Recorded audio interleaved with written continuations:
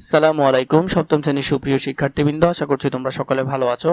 আজকে শুরু করব তোমাদের বাংলা বইয়ের 126 নম্বর পৃষ্ঠা থেকে। বুঝে লিখি। ময়নামতির চর কবিতা পড়ে কি বুঝতে পারলে তা নিচে লেখো। ময়নামতির চর কবিতা বন্দে আলী মিয়া রচিত একটি শিশুতোষ কবিতা। এই কবিতায় কবি ময়নামতি নামক একটি চরের প্রতিদিনকার দৃশ্যপট তুলে ধরেছেন। কবিতায় আমরা দেখতে পাই ময়নামতি চরটি শুকনো এবং আগাছায় ভরা। চরে এখন সামান্য পানি রয়েছে, যেখানে যেখানে বাস করে খরগুলা আর দাড়িকানা মাছ। গাংচিল পাখিরা এই মাছগুলো খেয়ে জীবন ধারণ করে। রাখাল এই চরে তার গরুর পাল চালায়। মানুষেরাও জীবিকার কেন্দ্রবিন্দু হয়ে উঠেছে এই চর। চাষিরা নতুন এই চরে কালাই বুনছে, আখ চাষ করছে। সেই আখ বন্য শূকরের আক্রমণ থেকে রক্ষা করতে সারা রাত পাহারা দিচ্ছে।